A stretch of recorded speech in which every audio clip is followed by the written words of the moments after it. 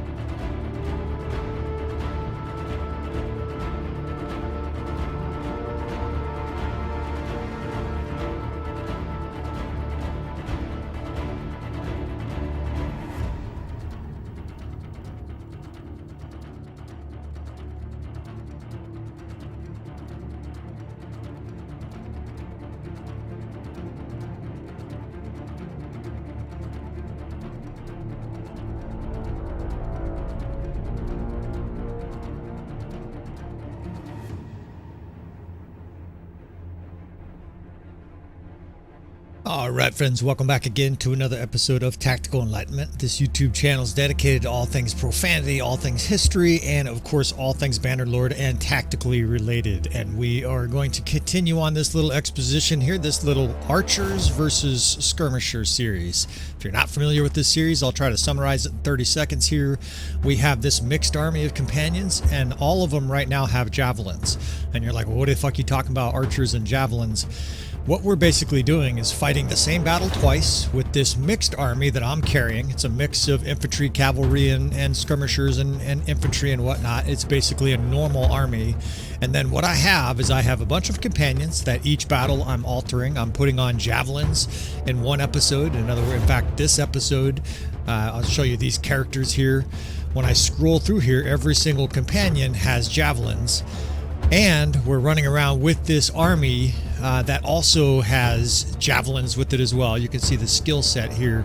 This is not all of them have high level javelin skills. What we're doing though is we're fighting this battle twice, and we're disbanding the archer or the javelin army. In other words, we're fighting this same battle twice in two different fashions, one with javelins and one with archery, right? We're basically, this is almost like a contest, a test to see which is better, if there is such a thing as which is better, an army that is heavier in infantry and javelins, which most of you guys know I love, or an army that's heavy in archeries, which also you guys know I love. I basically think these are two of the more optimally designed types of armies for Bannerlord, and we're testing it out. So I'm going to stall here a little bit, and I'm going to dismiss this archer army from our larger army. Hopefully she doesn't join this battle. I'm trying to stall this this force down here until they're down to, oh, I don't know, 50 or 100 defenders, because I don't want a lot of the garrison participating in this. Okay. This will just take a second. 84, so it's starting, the city's starting to collapse. 48 defenders. Now I hope I make it in. Okay, it looks like we just barely were able to save the city, so to speak. We're attacking this Western Empire force outside the city here. And there you go, 32 defenders. That's acceptable. That way we can still fight this battle. Of course, normal player damage this whole series. And this first run, we are going to take on this army here. This, I would call this a modestly strong army with our javelin heavy army. Now we have some archers and we have some cavalry. Of course, most of our cavalry actually has javelins, right? Jav-cav. And this battlefield layout, of course, I've highlighted many times on the channel, is outstanding, and particularly this bend in this narrow valley right here. But I think I'm going to try something a little different this time with javelins. I think I'm going to try to hide out, at least at the beginning, on that far left side. So give me 60 seconds here to sort of orient myself. The system has all kinds of fits when 90% of your army is javelins. And it's continuing to have those problems here. So I'm going to reduce a few divisions, sort of remake them. I think that's more accurate. 60, I bet we have 50 archers. I bet that's still not accurate. What I'm doing, there we go, we have 47 archers. So what it was doing was mixing my archers with the infantry, and you fix that simply by resetting it. So we have 48 archers. and 140 infantry, right? So we have obviously an infantry heavy army. First division will set up, the first and fourth divisions I'm just going to set up as heavy infantry with javelins, right? We're going to give these guys priority with shields and javelins, and that'll mean most of those guys in there. Frankly, a lot of those guys are going to be wildlings, right? Because that's one of the best, if not the best, skirmisher in Bannerlord. So first and fourth divisions, you could almost call those wildling divisions. In fact, I'll try to do so this episode. Fifth, sixth, and seventh are still amalgamations. They have maybe some shock troops in there. But the 5th and 7th in particular are archer divisions. The 6th is my personal division, so there's high-end companions in there, and probably a mix of skirmishers and infantry. And we have these 2 cav wings. We also have some horse archers, but they're not going to be a profound part of this episode. So I'm going to protect us here on one side with the second cavalry. We're just going to spread them out in a double thick line there in shield wall. And then the rest of the units, at least for now, I'm going to assemble on this hillside, right? That way they can fire down javelins, shoot their bows, their crossbows at the enemy as they come in, and generally cause mayhem. Now, I don't know if the enemy's going to be offensive or not. If they're not offensive, we will change strategies, of course, because if we have to go to them, you'll remember we attacked them in this situation. That'll change how this battle feels. The other cav division, the 3rd division, I'm putting right on this wall here. I'm undetermined whether or not I'm going to dismount those guys. It probably makes sense because I have enough cavalry that I could really afford to have another infantry division. But we'll see how it goes. And again, the horse archers and archers towards the back wall here. Now the enemy has a massive amount of cavalry, right? So the first thing we have to deal with is killing this cavalry. So the 1st and 4th, I'm also going to hold arrows, and of course it's hold skirmishers, right? Hold javelins. I don't want these guys throwing 10,000 javelins early on in this battle. This is something that I've kind of came upon just with a handful of practice runs here, a few battles already in the series, and that is your javelin units must be managed for ammunition, much more so than your archers, because generally they have 3, 4, 5. If you're lucky, you have wildlings and you have 10 javelins, but that's it, right? It's not like we have hundreds of javelins in our army here. Now, unlike arrows where you can just open fire, your guys rain death. And look at this shit. This is a perfect example. I can't get through my own cav shield wall. That's another reinforcing factor in how effective that is, just to have that wall there protecting that right side. So the archers behind it are shooting, but I'm going to concentrate our forces here, right? I want our forces all together. That way the infantry can protect the archers. And of course the enemy will be concentrated into a small spot.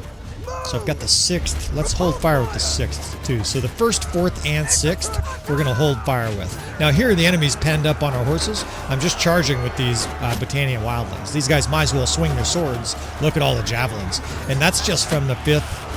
From the 5th and the cav units throwing javelins, right? There's just a fucking pile of javelins on the ground. And I temporarily charged with these 2 units. We'll just pull them back. Again, this is a reverse slope decline defense. We're just taking cover here because obviously the enemy has way more archers than we do. In fact, I just got a good look. It looked like it was about 230 or 240 archers. 225 it looks like. We don't probably have that many troops in our whole force. We might have 225. So do a little bit of sniping here, these dipshit lords. I'm sure I'll kill one of my own companions. It's practically a tradition. When you're firing javelins, there's no protection from friendly fire. Now, fortunately, your own units, you're protected. Oh, what the fuck just happened? I swear I threw a javelin. Well, I killed one of our own guys, of course. That's not what I'm surprised about. I think I just hit... I don't know if that's possible, but I swear I threw a javelin at a rock and it bounced, and then I saw a legionnaire die. I don't know if they can die from a rebound, but that's what it felt like. I'll have to go back and look at that. Maybe I just missaw. Alright, so they have cavalry in here and horse archers, and these guys, of course, are moving slowly. I can always fall back to our cav line here. This is absolutely no-win situation for the enemy. Unfortunately, this is a feature of the AI. I say unfortunately because the AI should be holding their cavalry back and making us come to them with cav support. This battle would be really hard if they did that, but they're not. The enemy likes to be aggressive with their cavalry and horse archers to their detriment. I don't want that horse. That's way too slow. Oh, shit. Let's see if I kill some more of our own guys. I'll take this one, though. This nice little armored horse here. And I think we may have to get offensive. Now, I know a lot of guys here want to see me get offensive with tactics on the channel, so you're going to get your wish here, right? The enemy's all trundled up there in like a mass of 500 plus troops, and they're not charging us because they have the archery advantage. This is smart, right? The AI, I guess if I'm going to talk shit about it, I should give it credit when it does the right thing. Now, it's probably not going to use them like I would, right? It's not like it's doing excellent tactics and advanced tactics. At least it's understanding that it has the range advantage, and so they're purposefully making us come to them. In fact, they do have some cavalry sort of skirmishing and supporting their infantry and archers. All right, so how we're going to destroy this? Well, we're going to systematically move up. You see over here on the right, we have cover. So I'm going to move that cav line. That's the second. We will start moving up our archers and 6th infantry over here on the right. I keep wanting to say left because when I'm facing the wrong way, it feels like left. Let's see. I better do these. I better announce these in my head. So that is the second.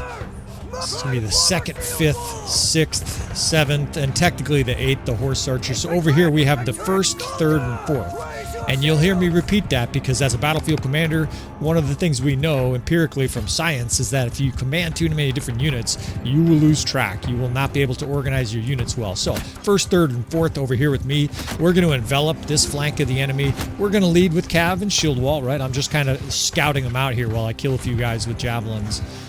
And on the other side, of course, we're going to lead with that 2nd cavalry, push a hole, distract a lot of attention from their archers, pull our archers and skirmishers over that ridge, and by that point, hopefully, I can get maybe even skirmishers behind the enemy and completely swallow them up.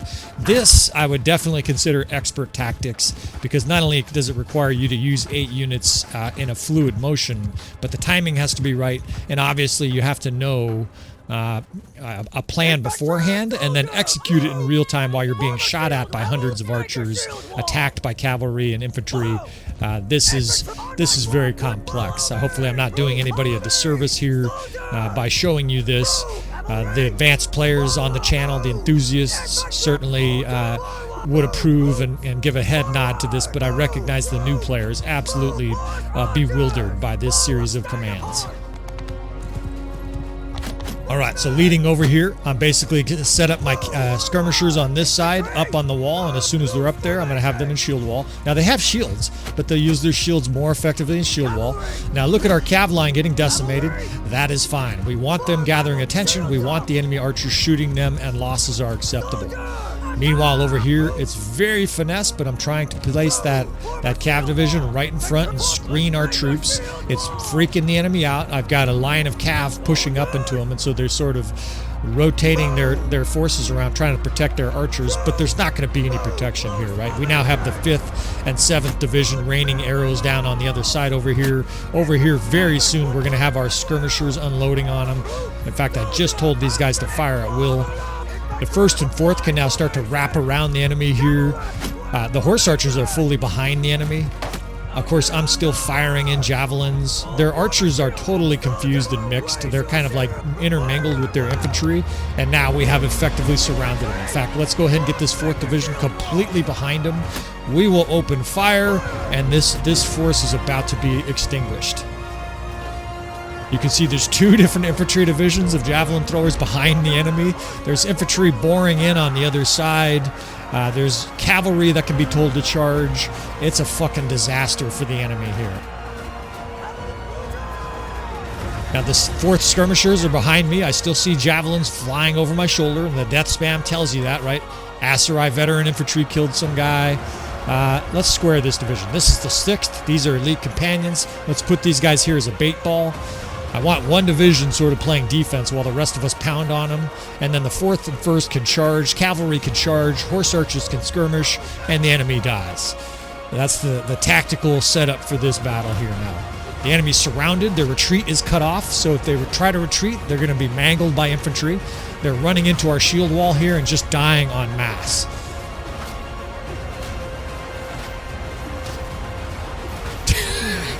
I'm in here wailing away with my fast hammer, right? This thing just trucks guys to the ground. We can break these guys out of the square now. The enemy's in full-out fucking panic retreat mode. And that was an absolute swallowing up of enemy forces there. I see us losing a guy every once in a while. There's a death, but there's way more enemy deaths than allied deaths.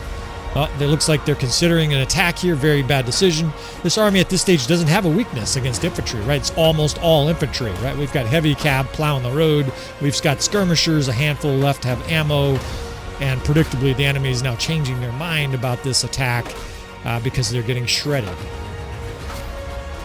Now we're going to apply the pressure, right? When you have mostly infantry, you want combat. You want to stay in the enemy's face, and so we're not going to relent here. I see shock troops of ours slamming their axe against enemy shields, blowing them up. We're going to push forward here. Can't tell if there's archers in there. Yeah, there are some archers, so we're going to press forward with cav shield walls while our infantry envelops the enemy from their right. Can't quite position the units up there like I want, but that's fine. These crossbowmen, you can just observe. They're holding their shield up. That's because they're out of ammo, right? These crossbowmen now become infantry. They get told to charge. And quite frankly, I would have no problem at this stage with an F1, F3. I will continue to move my cav lines up, shield and shock, right? These heavy cav holding their shield up are superior fucking linebackers or linemen to blow a hole for our running backs. And this, I don't know what their archers are doing. They're dying is what they're doing. I don't think they know what to do. They have cav behind them.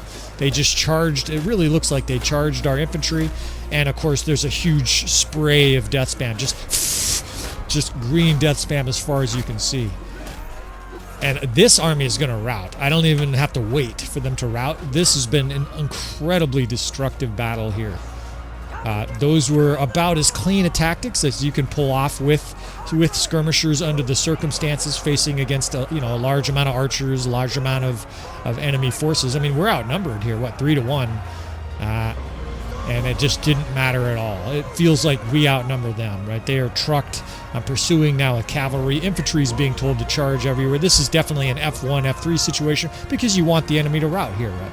If they rout, you don't have to fight them. They're all captured, and you get to fuck the prom queen.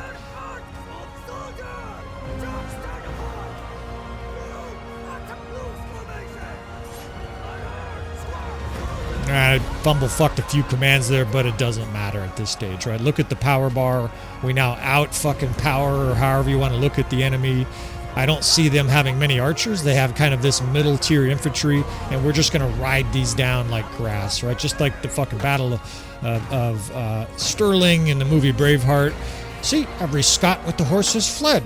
Our cavalry will ride them down like grass. Well, in this episode, that's actually accurate to this stage, right? They have a handful of sad-looking horse archers here getting butchered. They've got a proud flag bearer that gets crushed.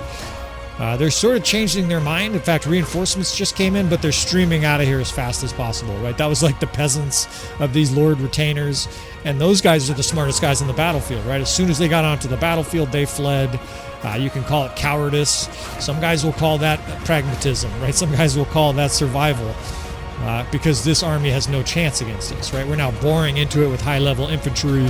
We're trucking it with high-level cavalry. And this fucking battle is over. All right, so we'll look at the outcome here in a moment, and I'll speak 30 seconds basically on what's about to happen. So again, just to reiterate for someone who's unfamiliar with this, I'm going to switch this out. I'm going to save scum, right? We're going to reload this battle. These are just empirical, scientific, I said empirical. These are scientific experiments, right? Our theory is that if we do enough of these, we'll sort of come up with the result. Well, there's the result for you right there. 60 casualties is astonishing in this battle here. To kill 1,000 and make the rest fled with very few archers. What we're trying to do is basically present a court case. What type of army is better? A heavier infantry army with skirmishers or a heavy archer army? Now, I don't actually care which one wins. My hunch is that archers will provide more firepower over a wider variety of scenarios, but we're going to test it, right? I'm not going to do 35 episodes of this. Don't worry, I won't bore you guys to death. And I'm aware that some of these battles will look similar to this all-skirmisher series that we're planning this fall and winter. But it's going to be really interesting to try to throw 4 or 5 of these battles together where I search for a challenge, try them with both different sides, try one with skirmishers and then reload the battle and then fight it with mostly archers. So round 1 here, the skirmishers suffered 60 I almost can't say skirmishers. We will say elite javelin throwing motherfuckers suffered 60 casualties, which is a rather stunning result. That's going to be extremely hard for the opposition to compare with that. What I mean by the opposition is using this gal and her archers. So a little fancy editing, and I will be right back. All right, see, I promised we'd be back. This is now back with our army from that save, and of course it's right before this battle happened, right? We'll do all the same upgrades here. I'm trying to make these as close as possible to, in other words, the same battle over and over again. Unfortunately, there will be little variances that I have no control over. For example, we're going to try to interrupt this siege here at the last minute like we did with the previous episode, and there's just some possibility that I don't get the exact number. We'll do the best we can here. If I remember right, it was just before the sunset. Oh shit, wait. No, I don't want that companion leaving altogether in case she gets killed and fuck up my plan. Of course, we need her for future episodes of this. So we'll call her, but I don't think she's going to interrupt the battle here. Okay, shit, I better get in here. And this is our second attempt of this, but of course we're all archers now. What I mean by that, and I don't know if I'm going to include it, but there's a brief minute or two while I restock our companions with their bow and arrow. They get rid of their trusty javelins. They grab a quiver. And into battle we go here. So now we have an archer heavy army. The first battle, of course, we had an infantry / skirmisher heavy army. Here, I'm trying to show you our army. It's not working out particularly well. We have this other companion now. Here, I can just show you through this. Donate troops. And as you can see, her whole army is archers, right? This is very much like the Archer Only series. She's got almost 300 medicine skill, so her archers are very powerful. And we're going to give this battle another shot here with ranged units, right? Skirmishers are ranged units just with longer range, right? And I bet the enemy behavior changes a little bit here. What I mean by that is the enemy assesses it. If you have lots of archers, it's much more aggressive. Now, I think that's close to the total, 1,400-ish, but I'm not entirely sure. I don't remember exactly what the first battle was. I'm just trying to get them close. This unfortunate part at the beginning here is unavoidable because, of course, the units get switched up. It memorizes pretty much your formations from the previous battle, and obviously our formations are going to be slightly different because our 1st, 4th, 5th, and 7th are going to be a little different with this army. So we have a little tiny division of infantry here. There's a few shock troops in there, some skirmishers in there. The 4th Corps, I'd like to make a crossbow division. So the 6th Corps has lots of troops. This is Zuvan's unit. I'm just trying to see if there's a lot of infantry in there. There's a few. Actually, there's some skirmishers, which is optimally. Now we'll set up the 5th to be traditional archers, right? Those guys with no shields. The 4th will be a crossbow division. I like that because if I need to, I can square these guys. But I've fought on this map before. I know a strategy that works with archers on this map, which is an advantage, admittedly, between the two different challenges. But I don't know if I can overcome the results of that first battle, right? We're talking 60 casualties against 1,500 troops. That's a pretty tall order. Nevertheless, you know, we strive for perfection here. You never really reach perfection, although we have had a handful of battles on the channel where we didn't suffer any casualties. I don't really consider that perfection, of course, because in most cases it was just bad AI and we had an elite army fighting a mediocre army. This is the kind of battle, if I fought this with no casualties, I would call this perfect tactics. That's not going to happen, though. I mean, I don't think that's going to happen, but we'll see what we can do here. So my plan is very simple. In this map, it's actually really simple to think about it. We want the enemy in the valley. They tend to charge towards the center, so we're going to let them charge the center. We're going to bait them towards the center with cavalry and infantry, and then we're going to pound them from the sides with archers, skirmishers, horse archers. Our guys are going to be throwing yesterday's crackers at them, right? We're going to throw all our projectiles at them while they attack the center. Then we will envelop them. We will charge with the 6th. And of course, the bait here is this 1st Division and the 2nd Cavalry. So we'll move them forward. We'll try to get attention from those guys early on. And then we will protect our wings, right? I have some cav lines to protect our wings. These guys are protected up in that nook. And over here, I've got this cav division. This is the 3rd cav division. So we could put this cav division directly in front of these crossbow. Of course, if they're being swarmed by horse archers, cavalry, etc., I'll just square these guys, right? It's the ultimate defense.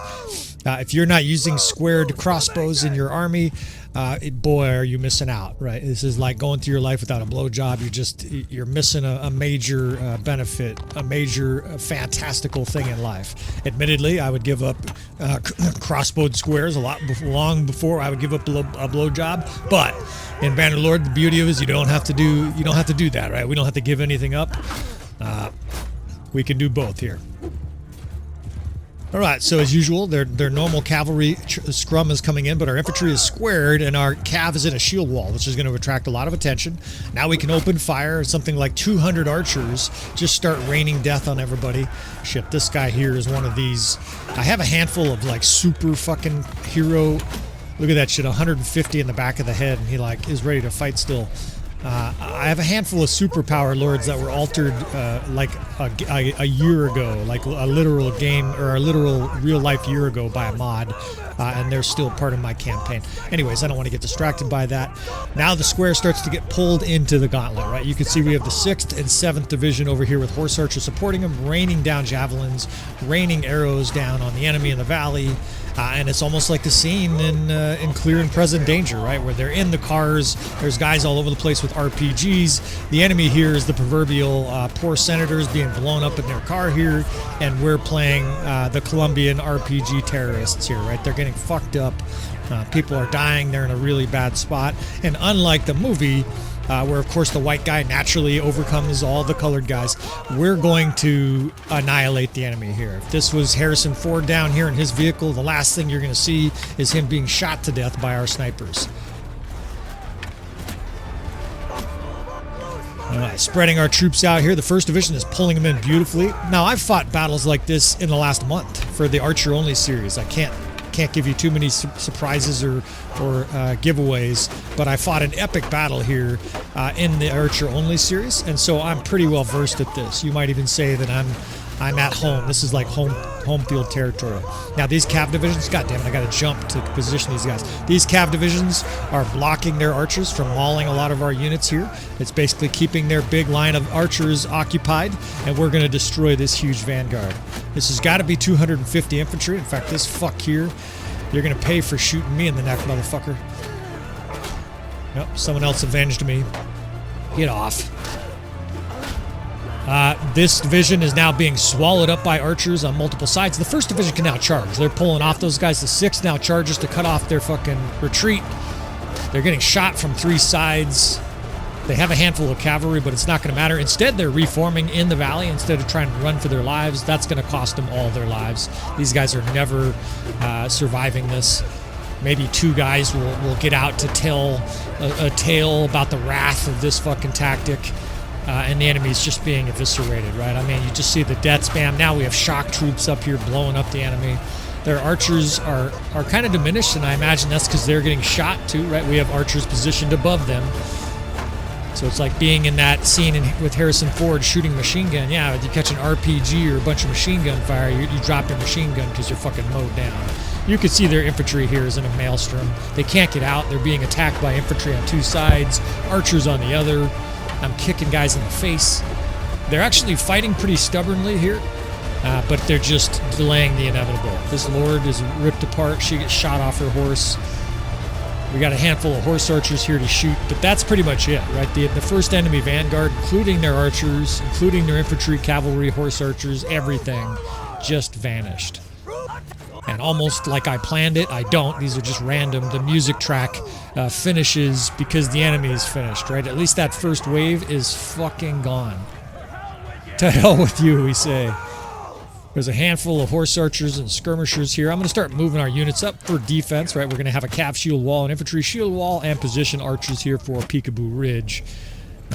But the enemy is in a really hurting way here. I just looked up. I don't often do it during battle, especially battles like this, but the power bar, we already have a bigger power bar because that was such a destructive 1st assault. Their horse archers are kind of skirmishing here, and they're half fleeing, half skirmishing. I can't tell what they're doing. They should be all running for their lives because the enemy's already lost this battle. I have ammunition. We're going to be able to obliterate anything that comes over this ridge. Shoot a few of these cowards in the back here on the way out. Where are you going, buddy?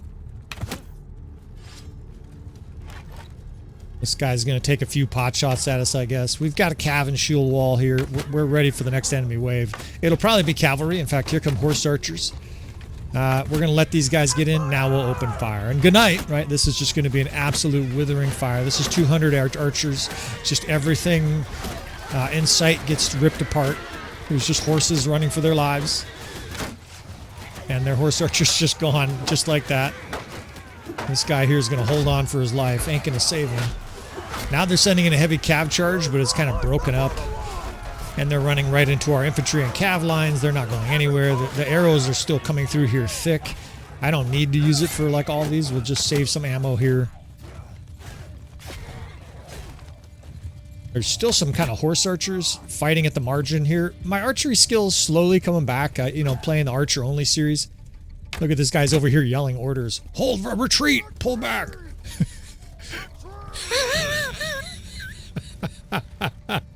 Here, let me help you, Chief.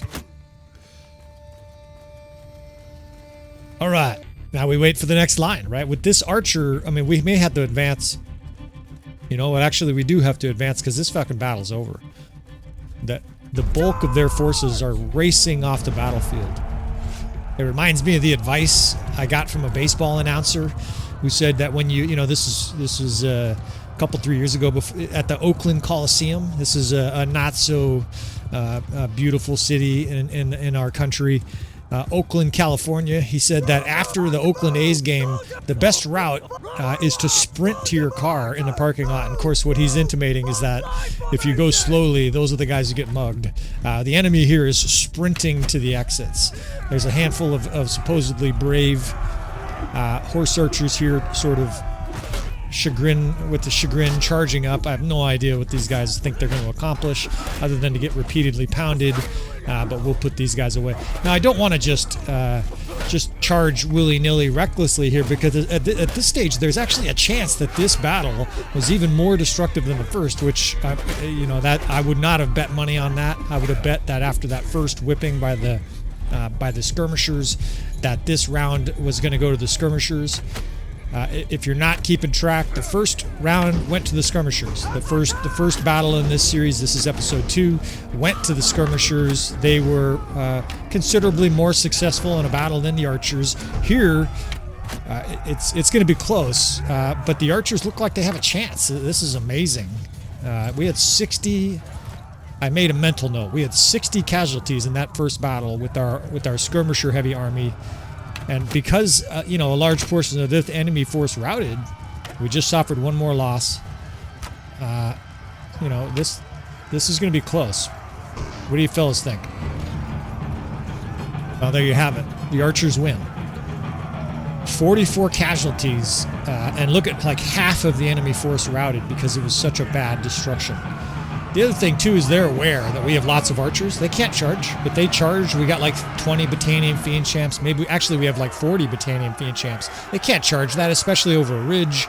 This was a destructive battle that, quite honestly, stuns even someone like me who's played a lot of Bannerlord. Obviously, I've fought on this battlefield before using similar units.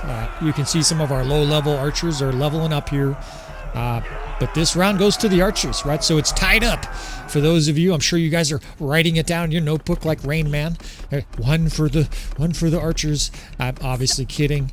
But for this little fun challenge here, which is better, archers or skirmishers, this round goes to the archers. It was pretty close, but definitively it goes to the archers. And look at my main character. He's like barely scratched. 1,500 units.